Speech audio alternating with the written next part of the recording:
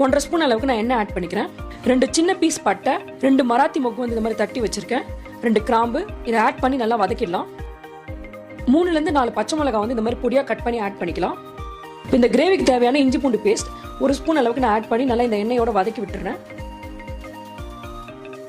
இப்போ இது லைட்டாக வதங்கினதுக்கு அப்புறம் 1.5 ஸ்பூன் அளவுக்கு சில்லி பவுடர் வந்து ஆட் பண்ணிக்கிறேன். ஒரு 1/4 ஸ்பூன் அளவுக்கு டர்மரிக் பவுடர் ஆட் பண்ணிக்கிறேன். இந்த மாதிரி நம்ம எண்ணெயிலே இதை ஆட் பண்ணும்போது இந்த கிரேவிக்கு வந்து ஒரு நல்ல கலர் கொடுக்கும். இப்போ இது எண்ணெயில நல்லா வதங்கி மிளகாய் பவுடரோட பச்சை ஸ்மெல் போனதுக்கு அப்புறம் மீடியம் சைஸ் வெங்காயம் வந்து நான் பொடியாக கட் பண்ணி வச்சிருக்கேன். இப்போ நான் அதை ஆட் பண்ணிக்கிறேன். இது நல்லா வதக்கி விட்டுறலாம். வெங்காயம் வந்து சீக்கிரமா வதங்கி வர்றதுக்காக நான் 1 ஸ்பூன் அளவுக்கு சால்ட் வந்து ஆட் பண்ணிக்கிறேன்.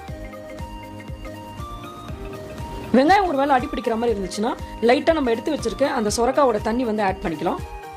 இப்போ மூடி போட்டு இந்த வெங்காயம் வந்து 1ல இருந்து 2 நிமிஷம் நல்லா வதங்கட்டும். அதுக்குள்ளே நம்ம வந்து கோஃப்தா பால்ஸை வந்து நல்லா வேக வச்சு எடுத்துக்கலாம். எப்பவுமே இது எண்ணெயில் போட்டு நல்லா ஃப்ரை பண்ணி எடுப்பாங்க. இந்த வாட்டி கொஞ்சம் ஹெல்த்தியாக நான் வந்து இட்லி பாத்திரத்தில்